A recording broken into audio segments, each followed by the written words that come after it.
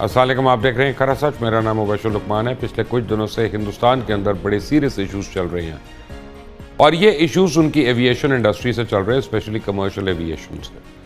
अब उसमें क्या हो रहा है कि पिछले कई दिनों से, खासतौर पे कल ऐसा हुआ कि दिल्ली का जो इंदिरा गांधी एयरपोर्ट है उसके ऊपर सैकड़ों फ्लाइट्स जो हैं वो डिस्टरप्ट हो गई।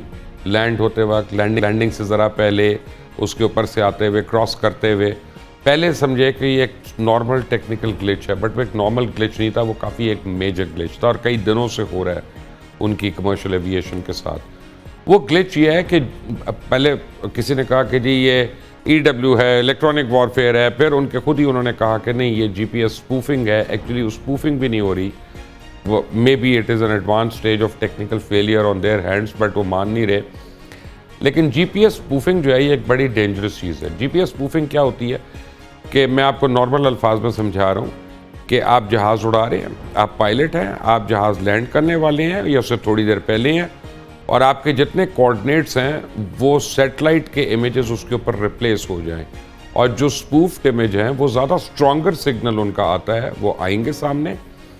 और आपको लेट से आप कह रहे हैं लाहौर एयरपोर्ट पर लैंड हो रहा हूँ, तो लेकिन आपको अब GPS आपका दे रहा है कि आप मुल्तान एयरपोर्ट पे लैंड हो रहे हैं। आपका ख्याल है कि आप 20,000 फुट के ऊपर है, लेकिन वो आपको कह रहा है कि 40,000 फुट के ऊपर है। लाइकवाइज उसमें और बड़ी चीज़ें हैं, डिस्टेंस की, डायरेक्शन की, हर चीज़ की। अब पायलट्स को बैकअप सिस्टम्स होते हैं उनके पास, उनके लिए लैंडिंग के इश्यूज नहीं होते क्योंकि DME भी एक सिस्टम है, फिर ILS है। लेकिन इस सूरत में ख़ासतौर दिल्ली के इंदिरा गांधी एयरपोर्ट पे ILS वगैरह ऑपरेशनल नहीं थे, क्योंकि ILS ही इंस्टॉल होने के लिए एयरपोर्ट की काफ़ी फैसिलिटीज़ जो थी वो शट डाउन थी।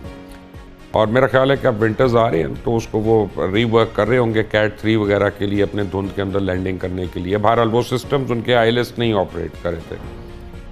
और ये आपको बताऊं कि इतनी अनहोनी चीज़ इसलिए नहीं है कि DME जो है ये पाकिस्तान एयरलाइन के पायलट्स भी यूज़ करते हैं, स्पेशली जब ये रशिया या ईरान की एयर स्पेस के ऊपर से आते हैं और वहाँ पे अगर स्पूफिंग हो या जैमिंग हो तो फिर पायलट जो है वो DME टू DME उस तरह से फ्लाई करके आ रहे होते हैं। This is not the only system which is in a commercial aircraft. लेकिन जब उसकी वजह से सैकड़ों फ्लाइट्स डिस्टरप्ट होंगी तो इल्ज़ाम तराशी होगी। शुरू में एक दो उनके मीडिया वालों ने कहा कि ये पाकिस्तान माहिर है इलेक्ट्रॉनिक वॉरफेयर का, पाकिस्तान एयरफोर्स जो है उसके पास बड़ी कमाल की स्किल सेट है।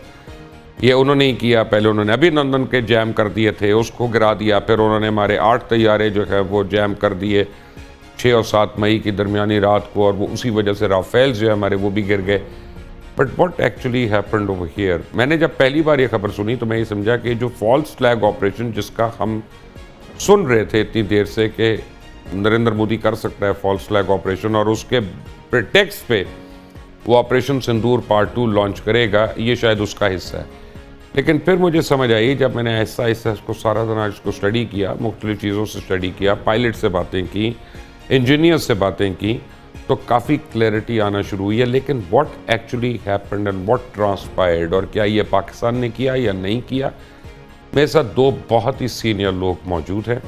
एयर मार्शल आसिम सुलेमान है, दिफाई तज्जियाकार हैं और फाइटर पायलट रह चुके हैं, उन्होंने मिराज के स्क्वाड्रन्स भी कमांड की हैं, और squadron leader Ali Hamza retired, ये मेरे साथ हैं, दिफाई तज्जियाकार हैं, और ये QFI भी रह चुके हैं, यानी फ्लाइंग इंस्ट्रक्टर भी रह चुके हैं पायलट्स वगैरह के। तो who better than these two people is qualified to educate us, to enlighten अस।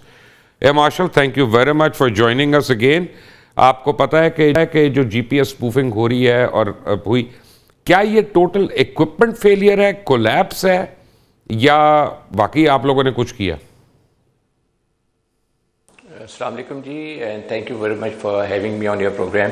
जी पहली तो चीज़ ये है कि ये जो इंडिया का हमारे पे इल्ज़ाम है कि जी हमने उनकी जो है वो कोई किसी किस्म की जैमिंग की है या स्पूफिंग की है, ये तो बिल्कुल एक गलत बात है। अगर आप ये कहें, मुझसे पूछें कि जी पाकिस्तान के पास कैपेबिलिटी है, तो जी कैपेबिलिटी है। हमारा नेस्ट एक ऐसा अदारा है जिसके अंदर बहुत जो है अच्छी कैपेबिलिटीज़ हैं और वो हर किस्म का काम इस रजीम में कर सकते हैं, लेकिन हम ऐसा काम करते नहीं हैं फॉर द सिंपल रीज़न कि we are a responsible state. और दूसरी चीज़ ये है कि जी ये जो आपने कहा कि जैमिंग हुई और स्पूफिंग हुई, तो वो उस पर मैं बाद में आऊँगा कि जैमिंग थी या स्पूफिंग। लेकिन एक चीज़ याद रखें कि दुनिया में इस वक्त जो है जैमिंग और spoofing that has increase by 200% in the last few years. So आप इससे अंदाज़ा लगा लें कि ये एक ऐसा फिनोमेना है जो होता रहता है और ये कोई नई चीज़ नहीं है।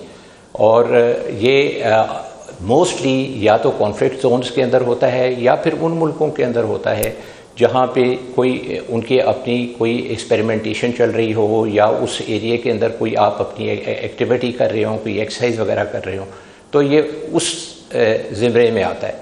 अब अगर आप देखें कि ये स्पूफिंग थी या जैमिंग थी, देखें जैमिंग से तो ये है कि आप कम्प्लीटली एक सिस्टम को ब्लैकआउट कर देते हैं और उसको नाकारा बना देते हैं। और दूसरा ये होता है कि अगर आपने स्पूफिंग करनी है तो आप ने इंड्यूस करने हैं एरर्स, और वो एरर्स आप इंड्यूस करते हैं, उसकी वजह से आपकी जो इंफॉर्मेशन जो आपको आ रही होती है वो आपको अवेलेबल नहीं होती। अब ये जिस तरह इन लोगों ने, इंडियंस ने ये वावेला मचाया कि जी हमारी बहुत ज़्यादा जैमिंग हुई है या स्पूफिंग हुई है या इंफॉर्मेशन की वहाँ पे कोई प्रॉब्लम आई है उनको, तो ये सारा जो है ये दिल्ली के नज़दीक हुआ है। अगर ये आपके एरोड्रोम के एरिया के अंदर और उसके नज़दीक अगर हो तो फिर उसका मतलब ये है कि problem is local, it is not being done from any other source other than the equipment which is lying in your near vicinity. अब इसके अंदर भी अगर आप देखें तो अब इंडियंस को देखें, इनका एक एयरबेस है बिल्कुल इसके इंदिरा गांधी इंटरनेशनल एयरपोर्ट के बिल्कुल साथ, उसका नाम है हिंदन बेस है उनका। तो वहाँ पे हो सकता है कि उन्होंने कोई ऐसी कोई एक्टिविटी की हो जिसकी वजह से ये जो है इंटरफेरेंस आ रही है। और फिर जो एक बहुत इंपॉर्टेंट चीज़ है वो ये है कि अगर स्पूफिंग हो भी जाती है तो you are still getting signals, but if you do not get signals you have stand by systems available, और उन सिस्टम्स की वजह से आप अपनी लैंडिंग भी बना सकते हैं, आप जो है दूसरे सिस्टम को स्विच कर सकते हैं, DME पे चले जाते हैं, VOR पे चले जाते हैं, ILS पे चले जाते हैं। तो मेरा तो ऐसा ख्याल है कि जी ऐसी कोई चीज़ हुई नहीं है जिससे किसी किस्म की इनको प्रॉब्लम आई हो। अब आ जाते हैं जी कि ये जिस तरह कहते हैं जी हमारी 800 फ़्लाइट्स जो हैं वो डिले हुई, क्या ये फ़्लाइट्स हवा में थी? नहीं, ये तो ज़मीन पे थी, आपने ज़मीन से ही उसको जो है वो कैंसिल किया या डिले किया। उसका मतलब ये है कि these flights were actually never confronted in the air by any system. फिर ये कहते हैं जी कि हमारी जो है 150 फ्लाइट्स जो हैं वो जो है डाइवर्ट हो गई। तो ये कौन सी 150 फ्लाइट्स हैं ये भी ज़रा बताएं वो, क्योंकि जिस वक्त इस तरह की कोई एक्टिविटी होती है तो इंटरनेशनली वो अदारे हैं जिसके अंदर IQ होता है, उसके अंदर आपका IATA आता है, उसके अंदर आपका AISA आता है जो आपके यूरोपियन सिस्टम्स को मॉनिटर करता है एविएशन के, तो उनकी भी इन्वॉल्वमेंट होनी चाहिए और आप उनको ऑन बोर्ड लें, उनको बताएं कि जी जो कुछ हुआ है। तो मेरा तो ख्याल है कि ये एक उनके लोकल सिस्टम का मेल फंक्शन है जिसको ये अब जो है अपने सर से उतारने के लिए, और as usual whenever something goes bad in India और it is embarrassing for them they put it on Pakistan के जी पाकिस्तान जो है वो इसके अंदर इन्वॉल्व है। जी बिल्कुल, मैं एक बात मानता हूँ कि हमारी कैपेबिलिटीज़ हैं बट हम इतने इररिस्पॉन्सिबल नहीं है। मुबश्शिर साहब एक और मैं चीज़ ऐड करना चाहूँगा। अब मैं आपको बताऊँ, आप ऐसे इस्तेमाल करें उन कैपेबिलिटीज़ को, कोई हमें शर्मिंदगी नहीं है। As long as Indian plane गिरते हैं हमें कोई प्रॉब्लम नहीं है। हाँ आगे चले। नहीं, वो हम मिसाइल से गिराएंगे ऐसे नहीं, और हम जो है सिविलियन एयरक्राफ्ट नहीं गिराएंगे। लेकिन मैं आपको नहीं, मैं उसकी वजह बताता हूँ, नहीं मैं उसकी बड़ी सीरियस वजह बताता हूँ कि बिटवीन 6 and 7 में, नाइट ऑफ 6 and 7 में पाकिस्तान के अंदर कितनी कमर्शियल फ्लाइट्स थी और उन्होंने अपने हाइपरसोनिक और यानी दूसरे मिसाइल्स फायर कर दिए थे, endangering every flight and every passenger, innocent passengers. ये एक बेशरम कौम है, इनका कोई इलाज नहीं है, स्वाय इनको हर वक्त इनको कुटते रहे आप इंडिया को बस। देखिए जी, मैं एक और चीज़ जो ऐड करना चाहूँगा, जो आपने बात की मैं उसको रीइटरेट करता हूँ कि जब इनका वो जो सो कॉल्ड ब्राह्मस फायर हुआ था, that flew through our air corridors and they endangered the civil aviation flying. आप देखें कि कितना ख़तरनाक काम उन्होंने किया। फिर इनका तो कंट्रोल ही नहीं है अपने सिस्टम्स के ऊपर, ये हमें कहते हैं कि जी आप कर रहे हैं, हम नहीं कर रहे। ये इनको मैं आपको बता रहा हूँ कि ये जो कुछ हुआ ये उनके अपने लोकल सिस्टम्स की वजह से हुआ। दूसरी चीज़ ये है कि नॉन प्रोलिफरेशन के हिसाब से अगर आप देखें तो इन्होंने फिसाइल मटेरियल जो था वो भी इन्होंने जो है मार्केट के अंदर बेचना शुरू कर दिया। And as a irresponsible state they have never taken that responsibility. हालांकि बंदे जब पकड़े जाते हैं and they are traced back तो वो इंडिया से निकलती हैं ये चीज़ें। तो India has been acting very irresponsibly and जब वो उनकी इररिस्पॉन्सिबल किस्म की जो उनकी बिहेवियर है वो उसको अफेक्ट करता है उनके जो सिस्टम्स हैं और उनका फिर अपनी जान छुड़ाने के लिए वो सारा कुछ पाकिस्तान पे डाल देते हैं। आप देखें उनके वहाँ पे कोई भी धमाका होता है या कोई उनकी इतनी वहाँ पे 9 मूवमेंट्स चल रही हैं फ्रीडम की और वो सारा जो है ब्लेम पाकिस्तान पे डाल ठीक देते है। हैं। तो this is the way the Indians are. Fair enough. Squadron leader Ali Hamza, thank you very much for joining us. मैं आपसे एक सवाल करना चाहता हूँ बिकॉज आप भी पायलट हैं और खैर एयर मार्शल भी पायलट है और आपसे, लेकिन यह है कि मैं सवाल जो करना चाहता हूँ वो ये है कि मैंने सुबह से दिल्ली एयरपोर्ट को, जो इंदिरा गांधी एयरपोर्ट है, उसको मैंने स्टडी किया और उसके मैंने चार्ट्स वगैरह भी देखे हैं अपने आईपैड वगैरह पे खोल के। अब उस पर 4 रनवेज हैं बेसिकली। 2 जो हैं वो आउट ऑफ ऑर्डर है क्योंकि उन पे आईएलएस इंस्टॉलेशन हो रही है, तो 2 रनवेज रह गए। अब परसों से मैं देख रहा हूं कि वह विंड डायरेक्शन सडनली चेंज हुई है और बड़ी सवेयर हुई है, तो उसमें वो जहाज लैंड ही नहीं कर सकते थे वहां पे। तो अगर वहां से वो टर्न होते हैं, मैं कानपुर पे भी नहीं आ रहा क्योंकि प्राइमरीली तो इंदिरा गांधी एयरपोर्ट का हो रहा है, तो पायलट्स की डिस्क्रेशन होती है उस वक्त। आई मीन ऑब्वियसली और रही उनकी डिस्क्रेशन होती है कि वो पैसेंजर्स को और जहाज को सेफली कहीं और निकाल के ले जाएं जब विंड इतनी हॉस्टाइल हो जाए, टर्बुलेंट हो जाए, ऑपोजिट डायरेक्शन से आना शुरू हो।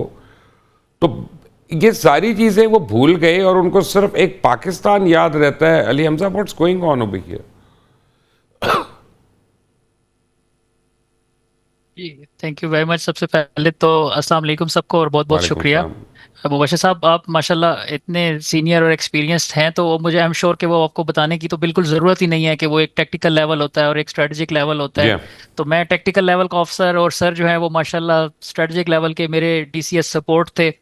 तो वो डेफिनेटली जिस तरह उन्होंने एक बात की कि ये आजकल जो है ना कैपेबिलिटी पाकिस्तान क्या ये बहुत ज़्यादा कॉमन होती जा रही है। और मैं एक मिसाल जो उसकी थोड़ी सी मैं देना चाह रहा था कि अगेन अभी आजकल तो सब गूगल आप कर भी सकते हैं, उनका एनडीटीवी है और कुछ चैनल्स हैं। तो म्यांमार में उनके C-130s गए थे। जी हाँ। ये कोई है अप्रैल और अराउंड मिड अप्रैल, और उसमें तो वहाँ पे आप उनकी खबर पढ़ लीजिएगा। एनडीटीवी ने भी और दूसरे कुछ चैनल्स ने भी किया था कि हमारे जो पायलट्स हैं जब वो म्यांमार की एयर स्पेस में थे तो उनको स्पूफिंग का सामना करना पड़ा और एक पूरी एक कंट्रोवर्सी बना के, तो वहाँ पे हम तो गए थे जी रिलीफ ऑपरेशंस के लिए और वहाँ पे ये हो रहा है वो हो रहा है। अब वहाँ तो मतलब चलें, अब गांधी इंदिरा गांधी एयरपोर्ट में आके म्यांमार एयर स्पेस में पाकिस्तान ने करनी थी स्पूफिंग उनके साथ। तो एक जो इंडियंस का जो इशू है, मैं ज़्यादा उनको बहुत वो जैसे आपने पहले ही कह दिया, आपने जो वर्ड यूज़ कर लिए, और अल्हम्दुलिल्लाह अल्लाह ताला का लाख लाख शुक्र है कि हमें तो खैर पहले भी पता था, लेकिन 7 मई को हमने देख लिया है कि जो पाकिस्तान एयरफोर्स है वो इट इज़ जो है ना रेडी। और मोदी साहब की वो जो बातें कि नतीजा अगर राफेल होता तो कुछ और होता, तो कैपेबिलिटीज़ का तो कोई मसला ही नहीं है। प्रॉब्लम ये है इंडियंस के साथ जो मैं बात करना चाह रहा था, जैसे मैंने अभी ये वाली भी मिसाल दी कि कुछ भी होता है तो वो किसी दूसरे का कसूर होता है। उनके एयर चीफ मार्शल जो हैं, जो एपी सिंह हैं, वो जाते हैं हिंदुस्तान एरोनॉटिक्स लिमिटेड में, वो कहते हैं कि तेजस जो है वो नहीं डिलीवर हो रहा। वो कहते हैं सर हम क्या करें, जनरल इलेक्ट्रिक जो कंपनी है अमेरिकन, उसने हमें इंजन नहीं दिए, और ट्रंप जो है वो इंडिया को ये करना चाह रहा है वो करना चाह रहा है, तो उनका कोई कसूर नहीं है, हमें जी ने इंजन्स नहीं दिए। अब पूरी चलें, अगर वाकई कोई लॉजिस्टिक्स के मसले हो भी जाते हैं लॉजिस्टिक सप्लाई चेन के, लेकिन आप जैसे मैंने बताया कि सारी दुनिया ये जानती है कि अगर आप कोई डील टाइमली करते हैं तो दूसरी जो बड़ी बड़ी ये मल्टीनेशनल कंपनीज हैं, अगर उन्होंने जी दुनिया के इंजन जहान लगाने हैं में तो ये तो ना क्लेम करें कि मेड इन इंडिया है। नहीं, वो मेड इन इंडिया तो फिर इंजन जीई का है और जो रेडार है वो इजरायली है। तो ये जनरल अब ये इलेक्ट्रिक हुआ बिल्कुल ना, आपने फिर अपना छोड़ देना, फिर हाँ, वो मेड इन इंडिया तो नहीं है ना वो जहाज। वो तो फिर एक टॉपिक, क्योंकि जो अभी हम स्पूफिंग पे जी जिस हाँ। तरह बात कर रहे थे कि जी हाँ। उन्होंने 40 साल अपना कावेरी इंजन इंडिजिनस बनाने की कोशिश की, नहीं वो नहीं ठीक है, हुआ। And they failed. नहीं हुआ।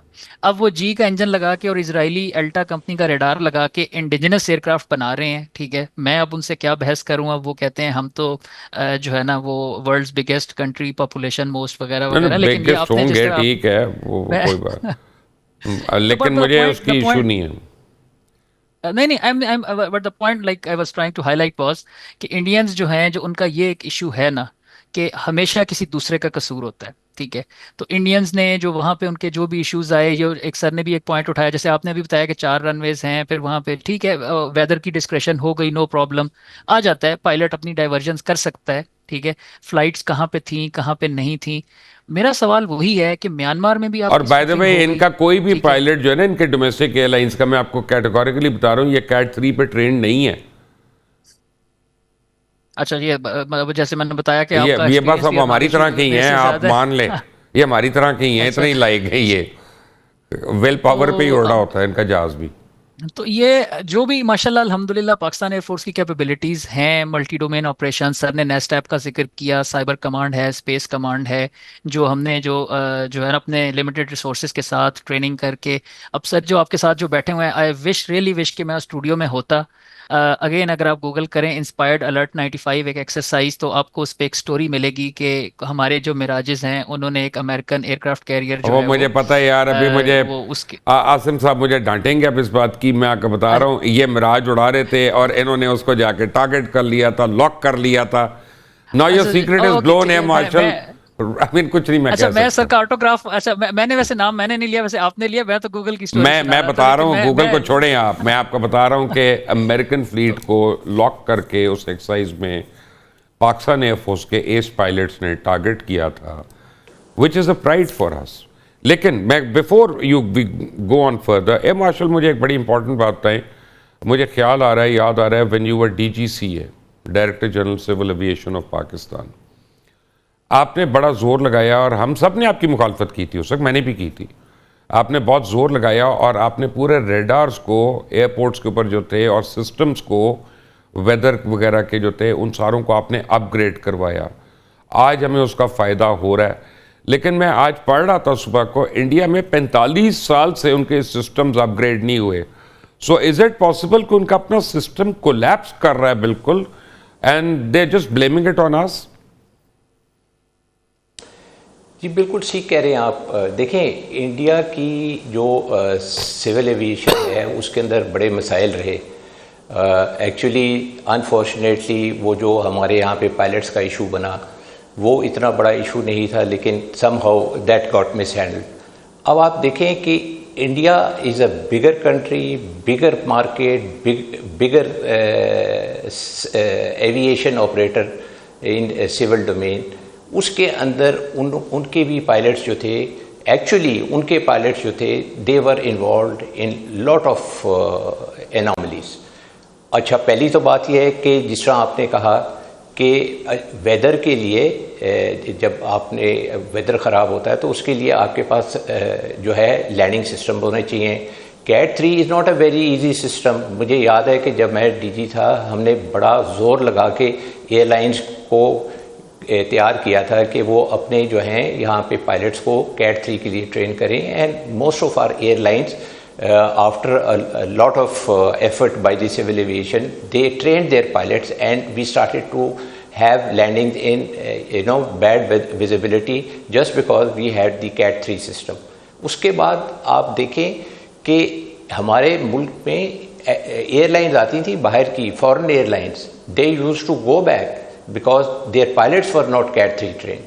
सो ये एक कैपेबिलिटी होती है और पायलट्स की कैपेबिलिटी होती है, और एयरलाइन जो है वो की इन्वेस्टमेंट होती है उसके अंदर। वो अपने पायलट्स को सिमुलेटर पे क्लियर करवाते हैं कैट 3 के लिए। तो मेरा ख्याल है कि अगर इंडिया में ये चीज़ फॉलो नहीं हो रही, पहली बात तो यह है कि उनके पास लैंडिंग सिस्टम नहीं है, ILS कैट 3 नहीं है, तो वो उसका मतलब यह है कि जब बैड विजिबिलिटी होगी, स्पेशली ये पंजाब साइड के ऊपर और जो रीजन्स हैं जहाँ पे ये स्मॉग और फॉग अफेक्ट करती है, तो they will not be able to land and it can very much be a cover up of operation. I don't know, I have not gone through the statistics of bad visibility in Delhi, but having stayed there for almost 4 years I can tell you winter में जो है वो fog बहुत ख़राब होती है और smoke भी होती है, तो daily goes through this phenomena which we often see in Lahore and the areas of Punjab.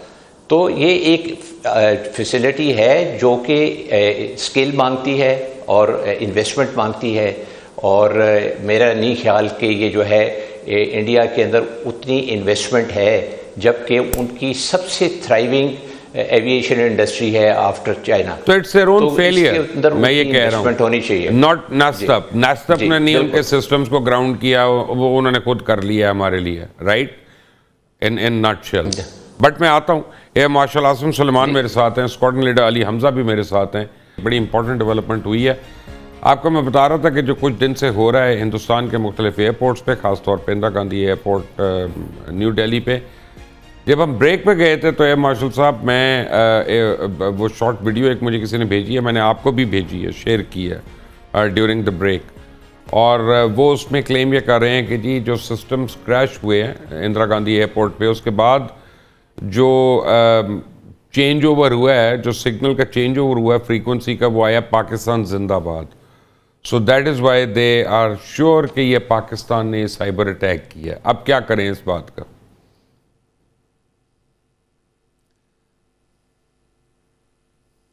Martial, आपको मेरी आवाज़ आ रही है? अब आ रही है, हाँ जी। तो क्या करें अगर आपने पाकिस्तान जिंदाबाद लिखा आ गया उधर तो? हाँ जी, देखिए जी, मैं पहले भी जिस आपसे कहा था कि पाकिस्तान के पास कैपेबिलिटीज़ हैं, लेकिन हम इतने इररिस्पॉन्सिबल लोग नहीं हैं, और अगर कोई इन्हीं के बंदे अगर कोई गलत किस्म की शरारत कर रहे हैं, और इनका जिस तरह के मुल्क इस वक्त माहौल है कि जी वो they are looking for an opportunity, के कोई वो मस्ती करने की उनको अपॉर्चुनिटी मिले, और स्पेशली अभी जब उनकी एक्सरसाइज भी हो रही है, they are wanting to create a war hysteria, sabre rattling, तो वो वैसे ही कर रहे हैं। तो अगर पाकिस्तान जिंदाबाद का लिखा हुआ उसके ऊपर मैसेज आया, तो उसका ये मतलब है कि थैंक यू जो है बीजेपी फॉर सेइंग पाकिस्तान जिंदाबाद। reality is that we don't do such things, और कोई इस तरह की जो है ना इंटरनेशनल वायलेशन के बाद अपना नाम नहीं लगाता। ये उनको चीज़ पता होनी चाहिए।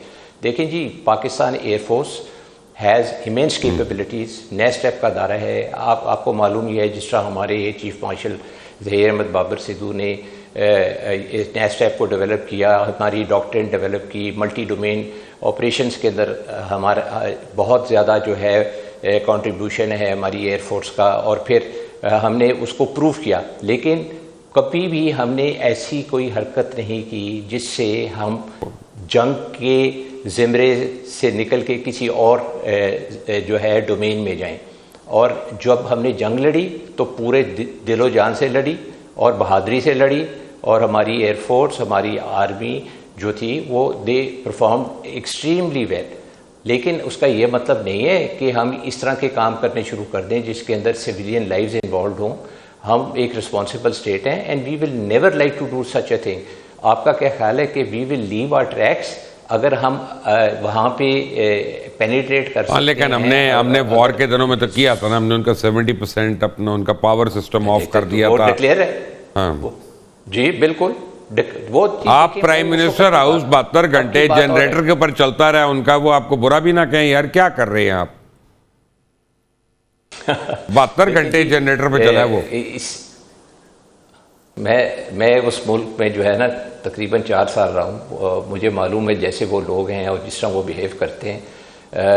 चूँकि अभी मैं उस तरह की ज़बान इस्तेमाल नहीं करना चाहता, और मैं अपना लहजा जो है ना शुफ्ता रखना चाह रहा हूँ, तो आप वो कह सकते हैं, लेकिन मैं नहीं कहना चाहता।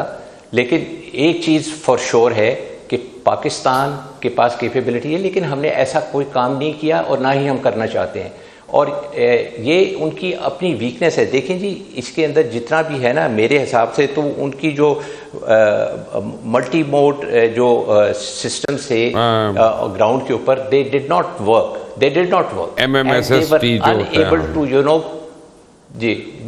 दे were not able to protect their multi mission planning system and management system. अब अगर वो उसको नहीं कर सके तो उसका ये मतलब तो नहीं है कि आप ब्लेम डाल दें पाकिस्तान के ऊपर। और देखें, मैं हमेशा से ये कहता हूँ कि इंडिया के अंदर वो उनका टेक्निकल प्रोग्रेस वो नहीं है जो वो क्लेम करते रहे हैं। चूँकि वो उसको क्लेम करते हैं और वो बहुत बड़ा बनने की कोशिश करते हैं, जिस वक्त इस तरह की ग्लिचेस आती हैं तो वो सारा ब्लेम जो है पाकिस्तान पे डाल देते हैं। अब देखें, इंडिया के अंदर कौन सी ऐसी चीज़ है जो कि उनको इस लेवल पे ले आए कि जी वो सारी चीज़ों के ऊपर हावी हो जाए। आप देखें कि India has never been able to overtake us in many of the fields in technology and amply proven in. अल्हम्दुलिल्लाह। मैं आता हूँ उस पर, बट अभी भी बस ये रो ही रहे हैं, रो ही रहे हैं। अली हमजा, पहले मोदी रोता था कि क्लाउड्स ना आते तो हम ये कर लेते, फिर उसने कहा राफेल आ जाएंगे तो हम ये कर लेंगे। कोई उसको सिर्फ ये बताए यार तुम अपने पायलट्स बेहतर कर लो, सिस्टम्स बेहतर कर लो अपनी। अब मैं क्या कहूँ उसको, आप देखें अब ये सारा का ब्लेम जो पाकिस्तान के ऊपर डाल रहे हैं बेसिकली अपनी इनएफिशिएंसी को हाइड करने के लिए हो रहा है ना ये सब कुछ, नथिंग एल्स। बिल्कुल बिल्कुल सही कह रहे हैं। मैं जो है इसमें यही बात कहना चाह रहा था कि ये तो आप मेरे से बेहतर समझते होंगे जो उनकी पॉलिटिक्स और सब कुछ। सिर्फ हम फैक्ट्स को देख लेते हैं कि उन्होंने राफेल कब लिया, 5-6 साल में, और वो वहां पे अभी तक उसमें मीटियोर और वो ऑपरेशनलाइजेशन या इंटीग्रेशन उस लेवल की नहीं हो चुकी। नहीं हमारे वो पिछले 3 साल में सर ने बड़ी उनसे फायर नहीं हुआ, वो एक भी नहीं फायर हुआ। चलिए वो फिर तो डबल उन पे हाँ ऊपर जो है वो अनप्रोफेशनल का वो होना एक्चुअली। चाहिए। लेकिन यही तो ये मेरा पॉइंट है बेसिकली कि जैसे सर ने अभी बात की मल्टी डोमेन ऑपरेशंस और इस सब की, आप उसी के मुकाबले में J10C की टाइमलाइन देख लें कि वो कब इंडक्ट हुआ। ठीक है, chief of the air staff ने उसके लिए क्या टाइमलाइन रखी थी, नाइट का, डे का, कितनी जल्दी वो कैपेबल हुआ, और अल्हम्दुलिल्लाह अब तो दुनिया ने सारे का सारा देख लिया है। तो ये जो फर्क होता है लीडरशिप का, ट्रेनिंग का, ये इंटेंजिबल्स जो हैं, टेंजिबल्स वर्सेस इंटेंजिबल्स, के आप क्वांटिफाई कर लेंगे कि यार जहाज उनके पास इतने ज़्यादा हैं, डिफेंस बजट उनका इतना ज़्यादा है, ठीक है, इकॉनमी उनकी बड़ी है, बिल्कुल ठीक है। ये जो इंटेंजिबल्स हैं, अल्हम्दुलिल्लाह अल्लाह का करम है, हमारा जो जज्बा है, फिर जो लीडरशिप है, जैसे मैंने बताया, जो विजन है, जो डॉक्ट्रिन है, अब आप प्लेटफॉर्म सेंट्रिक से बेस्ड से उसमें नेटवर्क सेंट्रिक वॉरफेयर में आ गए। उसके लिए आपने जो मल्टीपल डोमेन, साइबर स्पेस, वो सब की सब इंटीग्रेट की। And it's not as simple as it sounds. ये पिछले 3 साल की जो सारी की सारी मेहनत है, इसके लिए जो आपको पहले विजन चाहिए, फिर आपने जो रिसोर्सेज, फिर इनको तो इंटीग्रेट स्पूफिंग करके की वजह क्या हो सकती है अली? एक्सरसाइजेस में एम्प्लॉय किया। What is the reason for this spoofing? मैं ये जो मेरा जो अंदाजा है, जैसे एक सर ने बात कर दी कि कैपेबिलिटीज तो अल्हम्दुलिल्लाह स्पूफिंग तो कोई प्रॉब्लम ही नहीं है। जो पाकिस्तान एयरफोर्स की कैपेबिलिटीज हैं वो इससे और नहीं बहुत भाई ज्यादा अभी हैं। कैसे हुई? तो हमें बस में बताने की। आप लोग अच्छा, तो बिल्कुल मैं ऐसे उसमें कहते हैं जो जैसे मेरा अंदाजा इंडियन है एयरफोर्स जो रिक्शे चला रही है यार। वो ठीक है यार, वो भी एयरफोर्स है, ऐसी भी बात नहीं, टांगे सवारी नहीं है। नहीं मुबashir साहब, मेरा जो जो अंदाजा असल में उसमें एयरफोर्स से ज्यादा जो उनके जो जैसे नेविक सिस्टम है ना, नेविगेशन थ्रू जो इंडियन कॉन्स्टलेशन समथिंग उसका, अब वो उनके कहते हैं कि हमारे इतने सैटेलाइट्स वहां पे हैं। आप जरा उसकी डिटेल में जाइए, देखिए कि उनमें से जो कितने सैटेलाइट थे वो फेल टू लॉन्च हो गए। ठीक है, उनके अलावा जो सैटेलाइट में भी हैं, जो उनकी रुबीडियम जो एटॉमिक क्लॉक होती हैं जिसने सारा जीपीएस के साथ ये करना है, वो फेल हो गई हैं। अब वो सैटेलाइट घूमते फिरते रहेंगे अगर स्पेस में, ठीक है, वो आपको वो ये सब कुछ नहीं दे सकते।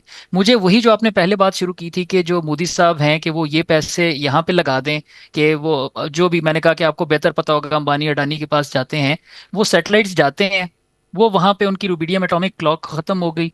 अगर आपका सिस्टम जो है वो सिर्फ बातों में जुबानी कलामी अच्छा चल रहा है, वो प्रैक्टिकली जैसे सर ने ऑलरेडी बात कर दी, जो उनका जो एमएमपीसी है, मैं उसका जो नेविक के ऊपर अगर वो फिर बात अगर डिटेल में भी कि मेरा 3 या 4 सैटेलाइट्स काम कर रहे हैं आउट ऑफ दोज 11 जो मैक्सिमम जो लॉन्च्ड हैं। तो ये जो चीज़ें सारी की सारी जब आप थोड़ी थोड़ी देखते हैं, आखिरी बात एक प्रोफेशनल एलिमेंट की, मुबशर साहब वही बात आपको मैं बताऊं, कल उनका एक जो मिसाइल है पोखरान में, वो उन्होंने फायर किया, that weird of from the range, और वो जैसलमेर में एक गांव के करीब गिर गया। उसके अब पार्ट्स वो कह गिरे रहे हैं हैं। हो जाता है part of the like, but that weird of from the target, basically that's the main point which actually what I was trying वो टू से, अपना कुछ साल दैट पहले इट उन्होंने weird of, it Pakistan was में फेंक सपोज्ड दिया टू। था और माफिया मांगी थी बाद में। तो ये अब मुझे उनका सिग्नल गया स्क्वाड्रन लीडर अली हमजा का। Will try and get him back. Marshal Asim Suleman, मुझे एक बात समझ आ रही है अली हमजा की बात से, बड़ी क्लियर बात है। दुनिया में रफली 40,000 सैटेलाइट्स हैं ऑर्बिट में, इफ़ नॉट मोर। और उसकी वजह यह है इतनी ज़्यादा होने की कि हर 10, 12, 15 साल के बाद, 18 साल के बाद सैटेलाइट्स अपनी लाइफ टाइम पूरा करती हैं और रिडंडेंट हो जाती हैं, फिर उनकी रिप्लेसमेंट सैटेलाइट ऊपर भेजी जाती है। जैसे आप इस वक्त जो टेलीविज़न पे हम प्रोग्राम कर रहे हैं, लेट से ये पाक सेट पे आ रहा है, और this may not be the first satellite by Paksat, this may be the third or the fourth one in turn. इस तरह एशिया सेट है या कोई और भी है, तो वो मल्टीपल सैटेलाइट्स होती हैं जो एक दूसरे को रिप्लेस करती हैं, एजिंग सैटेलाइट्स को रिप्लेस कर रही होती हैं। इज़ इट पॉसिबल कि Indian government fail to replace दो सैटेलाइट्स, और उनका ये फेलियर है, एजिंग सैटेलाइट्स का फेलियर है, and they are trying to blame us for that? ये जी they are not actually, GPS जो है ये तो अमेरिकन सिस्टम है, और इनका जो अपना सिस्टम है वो गगन है। I don't think so that they are using GAGAN for their aviation industry. तो अगर ये मेल फंक्शन कर भी रहा है या उनको वो फैसिलिटी नहीं मिल रही जो वो लेना चाह रहे हैं, but the aviation world does not rely on the Indian system. और फिर मैंने जिस तरह आपसे पहले अर्ज़ किया कि जब इन्होंने कहा कि जी हमने 800 जहाज़ जो हैं वो डिले किए, तो मेरा पॉइंट ये था कि अगर इन्होंने 800 जहाज़ डिले किए हैं तो ये किस वजह से डिले किए हैं? मतलब the aircraft were on ground, they were not airborne that they were being affected. Maybe 150 were airborne. दूसरी चीज़, अच्छा okay, then 150 were airborne. Out of those 150, how many Indian aircraft were there and how many foreign aircraft were there? देखें वो जो है Indira Gandhi international airport जो है, it is an international airport where the international operators operate. उनमें से किसी ने ये इसके ऊपर कोई ऑब्जेक्शन लगाई या कोई वावेला किया कि उन्होंने कहा देखें ये एक बहुत बड़ी सोशल रिस्पॉन्सिबिलिटी है एविएशन की कि it is suppose to ensure safety. अगर एक इंसिडेंस भी ऐसा होता है तो they are suppose to report, and then until or unless the issue is resolved totally, you are not supposed to be taking off or letting take off and landing taking place from an airfield which is unsafe. आप देख लें, ये मुझे याद है कि when I was in the civil aviation, उन दिनों में ये लोगों ने ये शादी घरों के ऊपर ये लगाई हुई होती थी लाइट्स, और वो लाइट्स घूमती थी और वो हवा के अंदर ये लेज़र लाइट्स जो थी, तो उसके ऊपर इंटरनेशनली हमें 2-3 एयरलाइन ने अप्रोच किया कि दे डिस्ट्रैक्ट, हालांकि वो उसके अंदर कोई ऐसी चीज़ नहीं थी जिससे कोई एक्सीडेंट हो जाता है या कुछ, तो उन्होंने कहा जी पायलट जो है वो डिस्ट्रैक्ट होता है। तो we had to come hard on people and they were abolished and taken out, and these people had to evict this system from their शादीगर्स and whatever।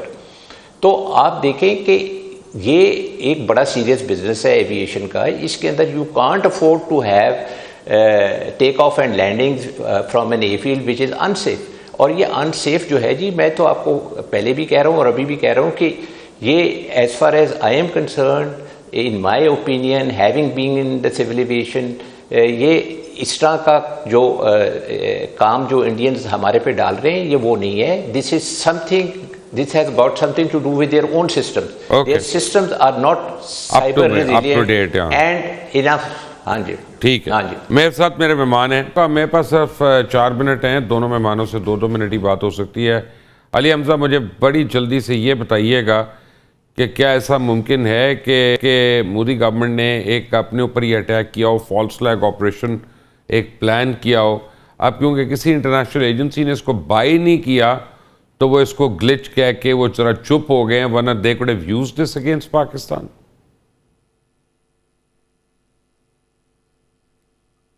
आपकी आवाज नहीं आ रही मुझे। सॉरी जी, मैं आपकी बात से 100% एग्री करूंगा। वेरी ब्रीफली कि ये उनका मोडस ऑपरेंडी है, फॉल्स फ्लैग ऑपरेशंस करना। उड़ी, पठानकोट 2019 में भी आपने देखा, पुलवामा, अभी पहलगाम।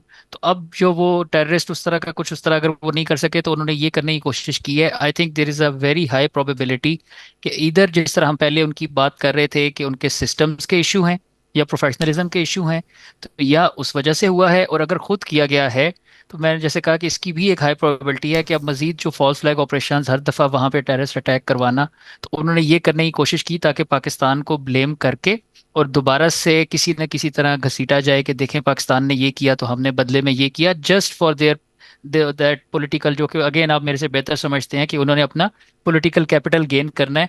आई don't think it has any standing, या ये उनका फॉल्स फ्लैग ओके। है या फिर ये उनके इक्विपमेंट का इशू है। ए मार्शल। जी अगर आप देखें कि वो इंडियंस फॉल्स फ्लैग करना चाहते हैं तो वो तो उनको बड़ी देर से ही जो है वो तकलीफ़ हुई हुई है। जब से मई गुज़रा उसके बाद तो मेरा हाल है उनकी नींदें हराम हुई हुई हैं, और बार बार वो यही कहते हैं कि जी हम संदूर 2 करेंगे, फिर वो कहते हैं कि जी हम समुंदर से अटैक करेंगे। तो इस तरह की उल्टी सीधी बातें तो वो हमेशा से करते आए हैं, लेकिन उनको एक चीज़ पता होनी चाहिए कि Pakistan is a very resilient country and they are not going to buy these stories of the Indians के जी वो जो मर्ज़ी कहते रहें and they will get away with it. लेकिन जो सबसे ख़तरनाक चीज़ ये है कि अगर if they decide to go to war unfortunately God forbid, तो वो फिर ये एक चीज़ इंडियंस को पता होनी चाहिए कि इस दफ़ा जवाब जो है वो बहुत ज़्यादा ही जो होगा सख्त होगा। और वो सख्त कितना होगा कि अगर वो सी से अटैक करने की कोशिश करते हैं और ये they try and take the war toward the south, तो उनकी सारी जो इंस्टॉलेशंस हैं they will be equally exposed. और ये तो सर क्रीक की बात करते हैं ना, और they should know that Jamnagar is not safe, Kandla is not safe, Naliya Bhuj are not safe. सबसे बड़ी बात है अंबानी की refinery is not safe and they will be under fire. Ambani's refinery will be under fire. पहले ये बताएं उनको, फिर उनकी जान निकलेगी। Indians to defend themselves, because अभी तक पाकिस्तान ने तो ऐसी कोई बात की ही नहीं है जिसके ऊपर हम जो है उनसे ये इस तरह की एग्रेसिवली हम उनके साथ बात करें। ओके, उनको ये पता होनी चाहिए कि उनकी वनरेबिलिटी बहुत ज़्यादा है साउथ के अंदर। Fair enough. And if they choose that path for them, I think they are heading for disaster and they will never be able to recover out of it. Right. तो मेरा तो ख्याल है कि इंडिया की economy के लिए बेहतर है, और इंडिया की जो है छोड़े सर उनकी इकोनॉमी की, उनको फिक्र करने दें, हमें क्यों फिक्र करें। बट मार्शल आसिम सलेम, बहुत बहुत शुक्रिया। स्क्वाड लीडर अली हमजा, आपका बहुत बहुत शुक्रिया। India is trying for another false flag operation, maybe to start operation Sindoor part 2, लेकिन अभी तक किसी इंटरनेशनल एजेंसी ने उनके इस क्लेम को हामी नहीं भरी है। तो लगता तो यही है कि उनका अपना सिस्टम फेलियर है। What happens we'll know in the next few days. Until the next time, अल्लाह हाफिज़।